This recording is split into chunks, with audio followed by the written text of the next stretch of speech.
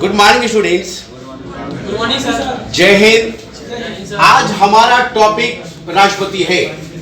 Indian polity में केंद्रीय कार्यपालिका, संघीय कार्यपालिका के अंतर्गत आज हम राष्ट्रपति टॉपिक पढ़ रहे हैं। हम जानते हैं कि संघीय कार्यपालिका का जो प्रमुख होता है ये नाम मात्र का प्रमुख होता है। नाम मात्र का प्रमुख होता है राष्ट्रपति, याद रखेंगे। वास्तव में ऑलरेडी ये राष्ट्र प्रमुख होता है, याद रखना है। राष्ट्र प्रमुख कौन होगा? तो भारत का राष्ट्रपति होगा। संवैधानिक प्रधान कौन होगा? भारत का राष्ट्रपति होगा। संघीय कार्यपालिका का प्रधान कौन होगा? भारत का राष्ट्रपति होगा। लेकिन यदि वास्तविक प्रधान पूछ दिया तो प्रधानमंत्री हो जाएगा, याद रखना है। सिर्फ संवैधानिक प्रधान पूछेगा तो राष्ट्रपति होगा, यह ध्यान में रखना है। और यह भारत का प्रथम नागरिक होता है। इसके बारे में हम जानेंगे कि यह पद का नेचर क्या है, इसका क्या काम है, इसके पास वित्तीय शक्ति क्या है, कार्यपालिका शक्ति क्या है, न्यायिक शक्तियां क्या होता है, वैधानिक शक्ति क्या है, इसका टर्म एंड कंडीशन क्या है, इसकी योग्यता क्या है, ये सारी चीजों को आज हम जानेंगे। भारत का राष्ट्रपति हम जानते हैं आर्टिकल 52 भारतीय संविधान अनुच्छेद 52 में स्पष्ट कहा गया है कि भारत में एक राष्ट्रपति होगा। किस अनुच्छेद में यह कहा गया है कि भारत में एक राष्ट्रपति होगा? 52 याद रखना है। और आर्टिकल 53 में कहा गया है कि संघीय कार्यपालिका की जो शक्ति होगी वो राष्ट्रपति में निहित होगा, याद रखना है। और यह अपने अधीनस्थ अधिकारियों के माध्यम से देश में कार्य करेगा। डायरेक्ट क्वेश्चन पूछ लिया जाता है कि राष्ट्रपति किसके माध्यम से कार्य करता है, तो अपने अधीनस्थ अधिकारियों के माध्यम से यह शासन करता है, ध्यान में रखना है। कौन? राष्ट्रपति, याद रखेंगे। इस प्रकार से आर्टिकल 53 के तहत संघीय कार्यपालिका का यह प्रधान होता है, संवैधानिक प्रधान होता है। लेकिन वास्तविक प्रधान पूछेगा तो यह प्रधानमंत्री हो जाएगा, यह ध्यान में रखेंगे। अब सवाल है कि भारत के राष्ट्रपति का चुनाव कैसे होता है, निर्वाचन कैसे होता है? तो हम जानते हैं इसका निर्वाचन जो होता है प्रत्यक्ष नहीं होता है। और इसके निर्वाचन, अप्रत्यक्ष निर्वाचन के लिए ऑलरेडी एक राष्ट्रपति निर्वाचन मंडल होता है। एक राष्ट्रपति निर्वाचन मंडल होगा और उसमें सदस्य कौन कौन होंगे, राष्ट्रपति चुनाव में कौन कौन भाग लेंगे?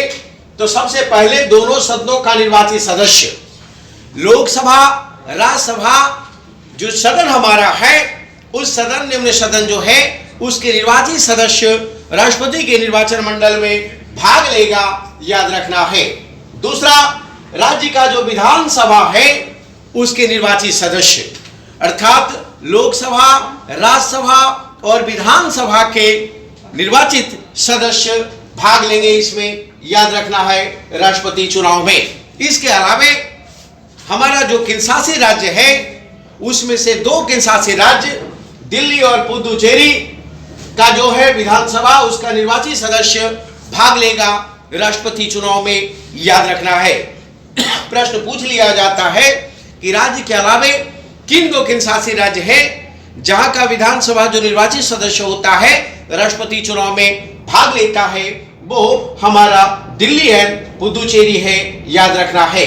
और जो राष्ट्रपति का चुनाव होगा वो अप्रत्यक्ष होगा, यह ध्यान में रखना है। अर्थात प्रत्यक्ष रूप से जनता भाग नहीं लेती है राष्ट्रपति चुनाव में, याद रखना है। अर्थात अपने प्रतिनिधि के माध्यम से राष्ट्रपति चुनाव में अप्रत्यक्ष रूप से भाग लेती है, याद रखेंगे। इस प्रकार से किस आर्टिकल में यह चर्चा है राष्ट्रपति निर्वाचन मंडल का? 54। किस आर्टिकल में चर्चा है कि कार्यपालिका शक्ति राष्ट्रपति में निहित होगा? किस आर्टिकल में चर्चा है कि भारत में एक राष्ट्रपति होगा?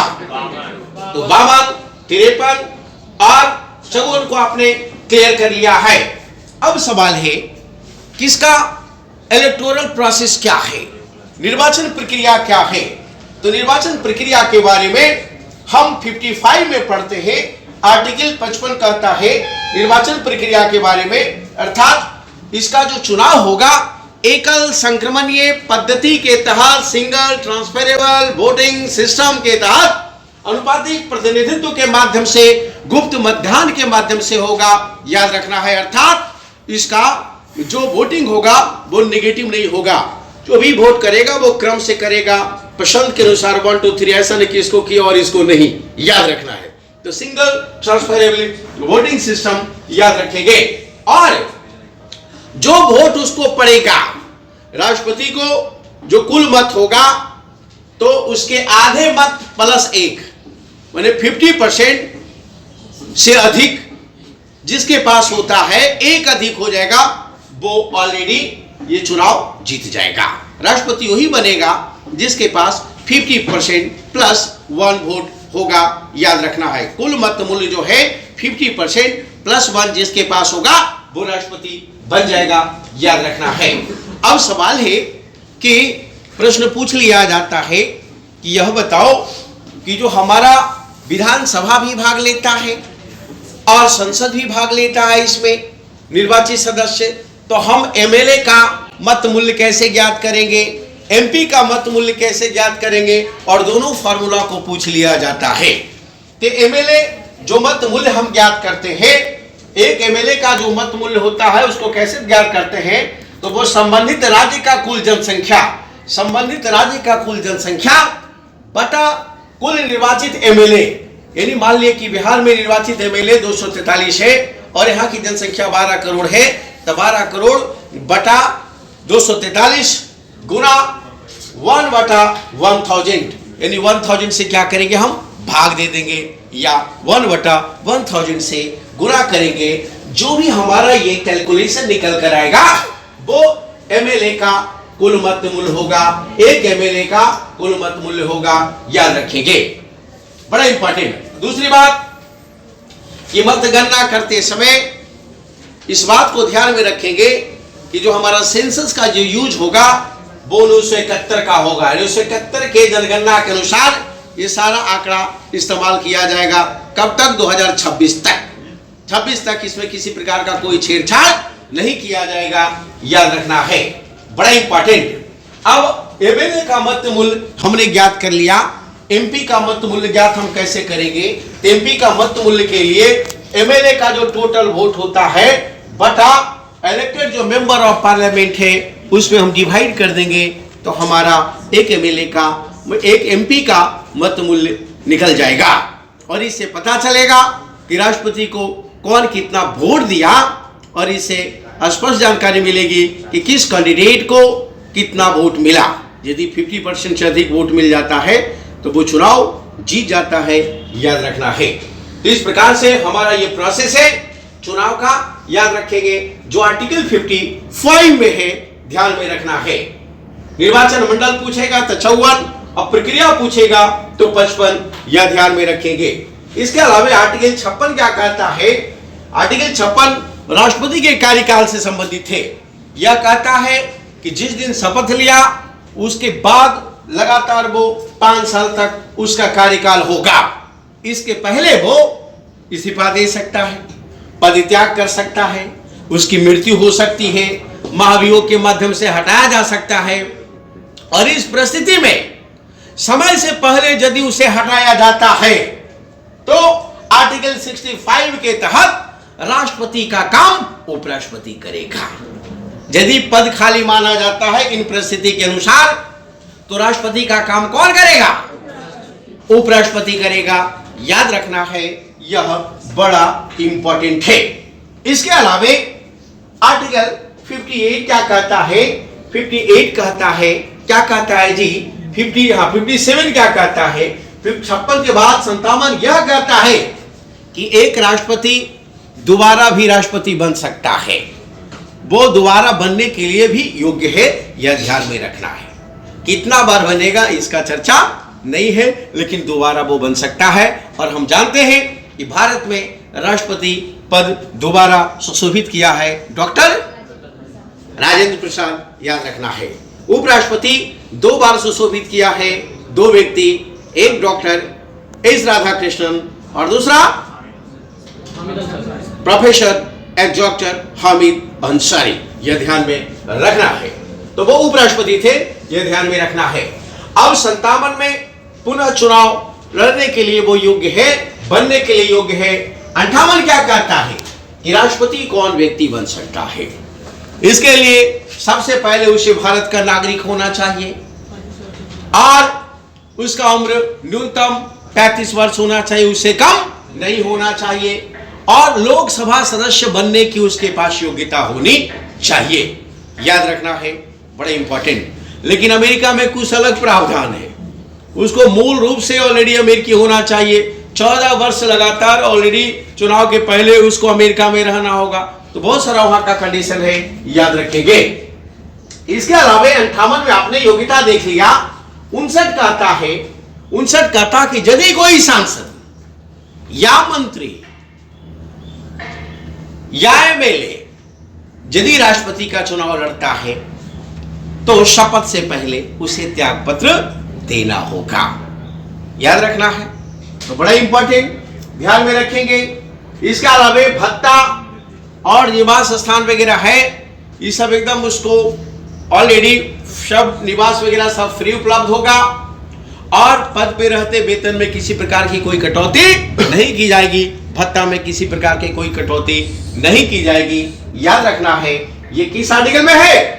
आर्टिकल 59, याद रखेंगे, बड़ा इंपॉर्टेंट। इसके अलावा जब कोई व्यक्ति राष्ट्रपति बन जाता है तो उसकी शपथ के लिए आर्टिकल 60 कहता है कि राष्ट्रपति को जो शपथ दिलाएगा वो भारत का मुख्य न्यायाधीश दिलाएगा। यदि वो नहीं है तो वो अन्य न्यायाधीश दिलाएगा, है ना, वरिष्ठतम न्यायाधीश दिलाएगा। याद रखना है। तो राष्ट्रपति का शपथ कौन दिलाता है? Chief justice of India. याद रखना है। अभी आपने देखा था कि राष्ट्रपति को इम्पीचमेंट के माध्यम से हटाया जा सकता है, महाभियोग के माध्यम से हटाया जा सकता है। तो प्रश्न पूछ सकता है आपसे कि किस आधार पर हटाया जा सकता है? तो मात्र एक ही आधार है, यदि राष्ट्रपति संविधान के अनुसार काम नहीं कर रहा हो या कॉन्स्टिट्यूशनल इंक्रोचमेंट कर रहा हो, संविधान के अनुकूल कार्य नहीं कर रहा हो, तो महाभियोग के माध्यम से उसे हटाया जा सकता है। अब सवाल है कि इसका प्रोसेस क्या है? यहां से सवाल पूछ लिया जाता है। सबसे पहले यह पूछता है कि इस आर्टिकल में महाभियोग की चर्चा है, तो आर्टिकल 61 में है, यह ध्यान में रखेंगे। इसके अलावा ये सबसे पहले यह है कि 14 दिन पूर्व प्रस्ताव लाने के पहले ऑलरेडी 14 दिन पूर्व उसको सूचना देना होगा कि हम आपके खिलाफ प्रस्ताव ला रहे हैं। और किसी भी सदन में प्रस्ताव लाया जा सकता है, लोकसभा में भी लाया जा सकता है और राज्यसभा में भी लाया जा सकता है इसके खिलाफ प्रस्ताव, याद रखना है। लेकिन 1/4 सांसद हमें तैयार होना होगा, 25% सांसद तैयार होगा, तभी हम राष्ट्रपति के खिलाफ महाभियोग प्रस्ताव किसी भी सदन में ला सकते हैं। और हमने ले आया है, बहस हो गया है, राष्ट्रपति अपना बयान दे दिया है या अपने प्रतिनिधि के माध्यम से अपने पक्ष को रख चुका है, और यदि प्रस्ताव एक सदन 2/3 से पारित कर दिया और इसके बाद इस प्रस्ताव को दूसरा सदन में भेजा जाता है और यहां पर भी अपना राष्ट्रपति अपना पक्ष रखता है, और इसके बाद 2/3 से यदि ये पारित यहां भी हो जाता है, इसका मतलब राष्ट्रपति हटा हुआ माना जाता है। मतलब राष्ट्रपति का पद क्या मान लिया जाएगा? रिक्त मान लिया जाएगा। अर्थात जो व्यक्ति के खिलाफ जिस राष्ट्रपति के खिलाफ महाभियोग प्रस्ताव आया है, तो उसे क्या माना जाएगा कि अब वो राष्ट्रपति नहीं रहा। कब? जब प्रस्ताव सदन से पारित हो जाए तब, दूसरे सदन से पारित हो जाए तब। अर्थात दोनों सदन 2/3 बहुमत से राष्ट्रपति के खिलाफ लाया गया महाभियोग प्रस्ताव यदि पारित कर देता है तो राष्ट्रपति को अपने पद से हटा हुआ मान लिया जाता है और उसको हर हाल में इस्तीफा देना होगा। समझ गए? इस प्रकार ये बड़ा इंपॉर्टेंट। आर्टिकल 62 क्या कहता है? आर्टिकल 62 कहता है कि राष्ट्रपति का कार्यकाल पूरा होने से 6 महीना पहले ही, यानी 6 महीना यदि समय बचा हुआ है, उसमें हमको हर हाल में अगले राष्ट्रपति का चुनाव हमें करा लेना होगा।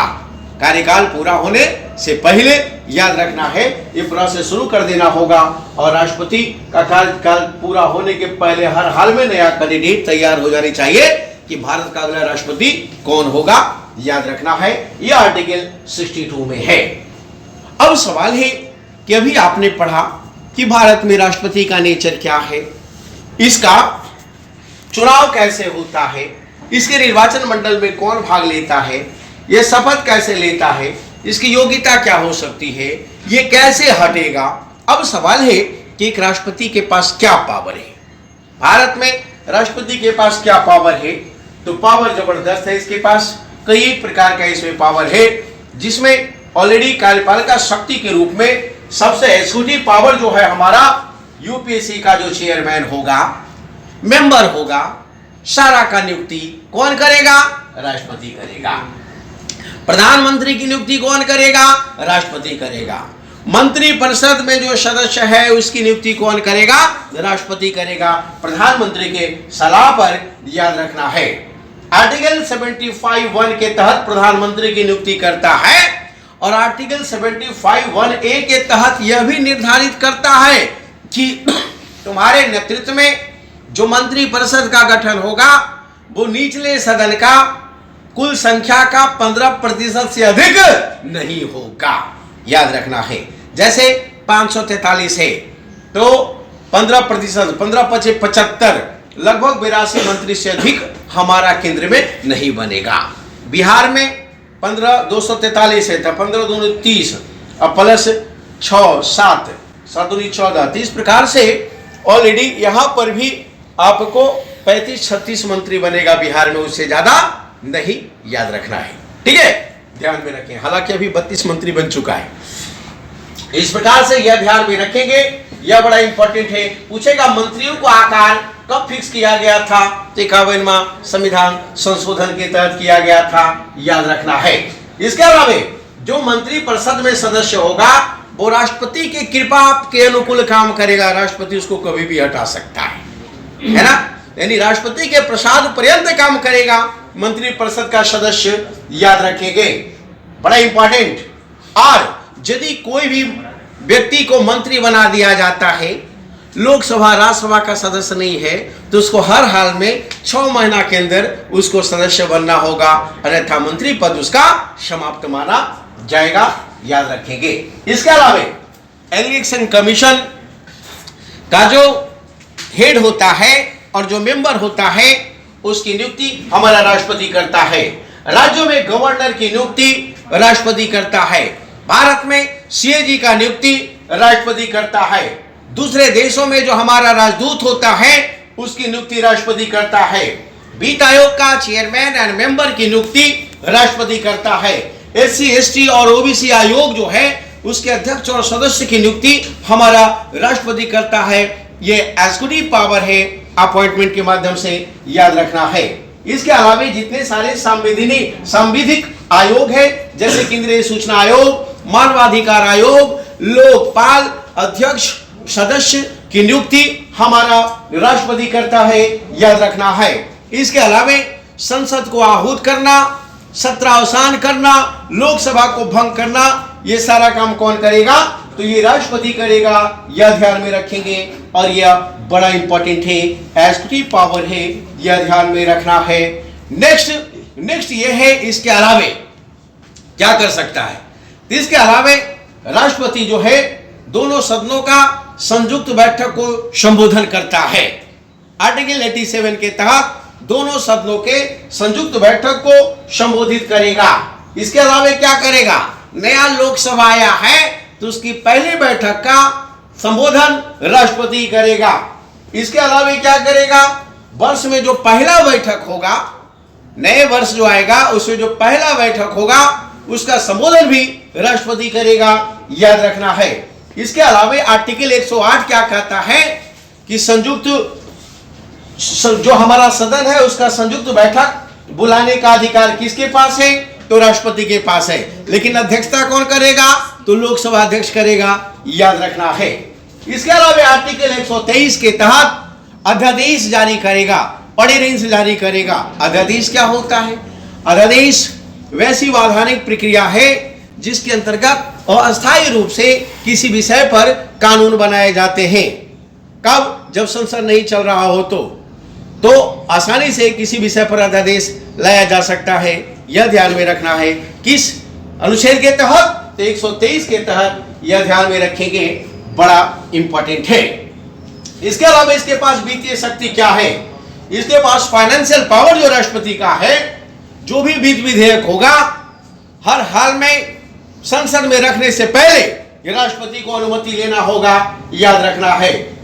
इसके अलावा वित्त आयोग का सदस्य और अध्यक्ष का नियुक्ति हमारा राष्ट्रपति करेगा, यह ध्यान में रखना है। यह वित्तीय शक्ति है, यह ध्यान में रखेंगे। इसके अलावा ध्यान में रखना है कि यह वीटो भी जारी करता है। वीटो का मतलब मना करना होता है, अर्थात सदन के माध्यम से कोई भी प्रस्ताव पारित होकर आता है तो उसे जब तक राष्ट्रपति साइन न करे तब तक अधिनियम नहीं बनता है। कोई भी विधेयक सदन से यदि पास हो जाए और जब तक उस पर राष्ट्रपति का हस्ताक्षर नहीं हो, अनुमति नहीं मिलेगा, तब तक वो अधिनियम कानून नहीं बनेगा। तो वो यदि मान लिया कि कोई विधेयक पास होकर राष्ट्रपति के पास आता है तो आर्टिकल 111 के तहत 3 विकल्प होता है। पहला ये कि विधेयक को अनुमति दे, अनुमति देगा तो कानून बन जाएगा। दूसरा यह कि अनुमति नहीं दे सकता है। तीसरा यह पुनर्विचार के लिए संसद को भेज सकता है। तो 3 काम करेगा आर्टिकल 111 के तहत, याद रखना है। अब सवाल इससे पूछ देता कि वीटो क्या है, क्यों देने से इनकार कर दिया? तो वीटो में ऑलरेडी ध्यान में रखना है, वीटो एक अत्यंतिक वीटो होता है। अत्यंतिक वीटो का मतलब ऑलरेडी इनकार कर देना कि हम इस विधेयक को हम मान्यता नहीं देते हैं, हस्ताक्षर हम नहीं करेंगे, इसको हम अनुमति नहीं देंगे और यह कानून नहीं बनेगा। कब? अत्यंतिक वीटो राष्ट्रपति कब देगा? जब कोई सरकार किसी प्रस्ताव को पास करता है, राष्ट्रपति को भेजता है और उसके पहले ही सरकार अपना बहुमत खो दे, तो काहे को उसको ऑलरेडी अनुमति देगा? इस परिस्थिति में वो अनुमति नहीं देता है, तो उसे क्या बोलते हैं? अत्यंतिक वीटो। इसके अलावा निलंबनकारी वीटो, सस्पेंशन वीटो होता है। यह क्या होता है? इसमें यदि कोई राष्ट्रपति पुनर्विचार के लिए किसी बिल को लौटा देता है और उसके बाद यदि सरकार पुनः उसको भेज देता है तो उसके बाद सरकार यहां पर राष्ट्रपति क्या होती है? मानने के लिए बाध्य हो जाती है, यानी उस पर अनुमति देने के लिए क्या हो जाएगा?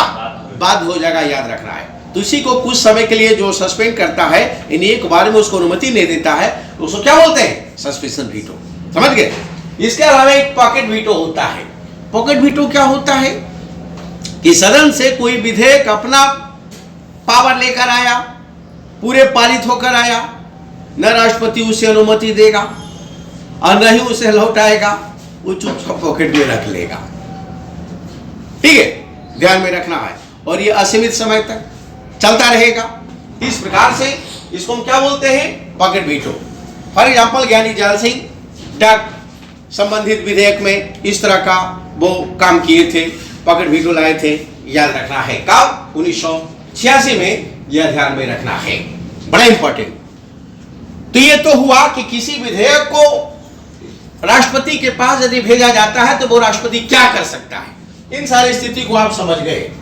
अब समझिए कि किस किस विधेयक को संसद में रखने से पहले राष्ट्रपति का अनुमति लिया जाता है। तो यदि मामला धन विधेयक का हो, यदि मामला वित्त विधेयक का हो, यदि मामला राज्यों के विभाजन से हो, बिहार से झारखंड का निर्माण हो रहा हो, और यदि मामला व्यापार वाणिज्य से हो, इस तरह का विधेयक को सदन में रखने से पहले राष्ट्रपति का अनुमति लेना होगा, याद रखेंगे, बड़ा इंपॉर्टेंट। इसके अलावा राष्ट्रपति जो है सदन में क्या क्या करवाता है? तो सबसे पहले बजट पेश कराएगा। तो राष्ट्रपति की अनुमति से ही भारत का वित्त मंत्री 1 फरवरी 2023 को बजट पेश किया है, याद रखना है। यूपीएससी का रिपोर्ट को सदन में रखवाएगा, सीएजी का रिपोर्ट को सदन में रखवाएगा, उस पर बहस करेगा। आज भी सीएजी का लगभग 800 रिपोर्ट पेंडिंग पड़ा हुआ है। वित्त आयोग से संबंधित रिपोर्ट होगा, एससी एसटी ओबीसी से संबंधित रिपोर्ट होगा, सारा सदन में यह रखवाएगा, याद रखना है। और राष्ट्रपति और इस पर बहस करवाएगा। कि देश जो डेमोक्रेटिक है तो हर डेमोक्रेटिक सिस्टम से सब चीज चल रहा है कि नहीं, रिपोर्ट क्या कह रहा है, समझ गए। इसके अलावा हमारे पास कुछ न्यायिक शक्तियां हैं राष्ट्रपति के पास, याद रखना है। राष्ट्रपति के पास न्यायिक शक्तियां में आर्टिकल 72 में स्पष्ट कहता है कि किसी भी मामले में राष्ट्रपति क्षमादान कर सकता है, क्षमादान कर सकता है, याद रखना है। मृत्युदंड या सैन्य अदालत का मामला हो उसको भी ऑलरेडी कम कर सकता है। इसमें क्षमा का मतलब क्या है? क्षमा का मतलब है पूरी तरह ऑलरेडी उसको माफ कर देना। क्षमा का मतलब पूरी तरह उसको माफ कर देना। दूसरा प्रविलंबन, प्रविलंबन बोलेगा तो मृत्युदंड को अस्थायी निलंबन, मतलब कुछ समय के लिए मृत्युदंड को रोक दिया जाए। और पूछेगा विराम, विराम का मतलब सजा को रोक देना या कम करना, ये वर्ड को समझेगा। परिहार, परिहार का मतलब प्रकृति में कोई चेंज किए बगैर दंड को कम कर देना, ये क्या हो गया? परिहार। और लघुकरण क्या है? हल्की प्रकृति का दंड देना, मतलब कम से कम उसको सजा हो, याद रखना है। तो ये सारे वर्ड को ध्यान में रखिएगा, प्रविलंबन, विराम, परिहार, लघुकरण, क्षमा, ये पांचों वर्ड को एकदम ध्यान में रखिएगा, जैसे आप आर्टिकल 32 के तहत रीड को रखते हैं, याद रखना है। तो ये बड़ा इंपॉर्टेंट है और ये न्यायिक शक्तियां हैं। अब सवाल है कि राष्ट्रपति त्याग पत्र किसको देगा? तो त्याग पत्र राष्ट्रपति उपराष्ट्रपति को देगा, और यदि राष्ट्रपति निर्वाचन से संबंधित किसी प्रकार का विवाद आती है तो उसका समाधान कौन करेगा? तो सुप्रीम कोर्ट करेगा, याद रखना है। कौन करेगा? सुप्रीम कोर्ट करेगा, याद रखेंगे। इस प्रकार आपने अभी हर चीज को पढ़ लिया है जिसमें राष्ट्रपति से संबंधित इसका पद का क्या नेचर है और इसका निर्वाचन पद्धति क्या है, निर्वाचन मंडल में कौन शामिल है, इसकी योग्यता क्या है, इसको शपथ कौन दिलाएगा, महाभियोग का प्रोसेस क्या होता है और इसका पावर क्या है, एग्जीक्यूटिव पावर क्या है, लेजिस्लेटिव पावर क्या है, जुडिशियल पावर क्या है, ये सारी चीजों को आपने समझ गया।